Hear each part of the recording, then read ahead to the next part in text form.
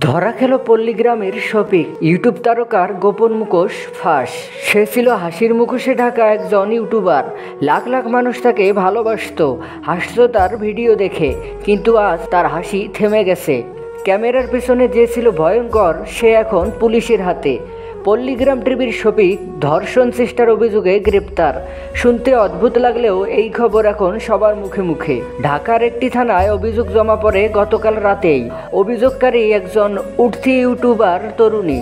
তিনি জানান, শফিক তাকে একটি কোলাপ ভিডিওর কথা বলে ডেকে নেন নিজের বাসায়। কিন্তু সেখানে গিয়ে তরুণী যা দেখেন তা তাকে স্তম্ভিত করে তোলে। মেয়েটির মন্তব্য এই ছিল, সে বলেছিল ভিডিও করব, কিন্তু দরজা বন্ধ করে দিল। ক্যামেরার সামনে নয়, ওর চোখে অন্য কিছু ছিল। ঘটনার পর তরুণী থানায় যায় এবং অভিযোগ করেন। তদন্তে নেমে পুলিশ শফিকের বাসা থেকেই তাকে গ্রেপ্তার করে। সোশ্যাল মিডিয়ায় ছড়িয়ে পড়ে ভিডিও, ছবি আর তীব্র প্রতিক্রিয়া। এমনকি শফিকের কিছু দর্শক এমনভাবে মন্তব্য প্রকাশ করেন, যে মানুষটা এতদিন ধরে মানুষকে শেখাতো নৈতিকতা, সে নিজেই এমন কাজ করলো।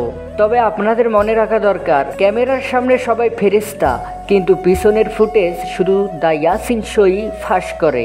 আপনি যদি চান মুখোশের আড়ালের আসল চেহারা দেখতে, তাহলে এখনই সাবস্ক্রাইব করুন দ্য ইয়াসিন শো।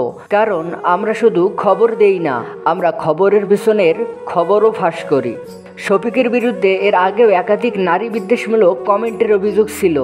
তবে সেই সব কিছু চাপা পড়ে গিয়েছিল তার ফ্যান বেজ আর মিমি কন্টেন্টের ভিড়ে। কিন্তু এবার কোনো হাসি নেই, কোনো ব্যঙ্গ নেই, কেবল এক ভয়ঙ্কর সত্য সামনে এসেছে। পল্লীগ্রামের একজন নিয়মিত কন্টেন্ট ক্রিয়েটর বলেছেন, আমি তো বিশ্বাসই করতে পারি না, যাকে আমরা চিনতাম ভাই বলে, সে এমন কিছু করবে। আইন অনুযায়ী এখন তদন্ত চলছে। যদি অভিযোগ প্রমাণিত হয়, তবে শফিকের বিরুদ্ধে কঠিন শাস্তি অপেক্ষা করছে। আর ইন্টারনেট দুনিয়ায় আবারও উঠেছে প্রশ্ন, সেলিব্রিটি মানে কি বিশ্বাসঘাতকতা?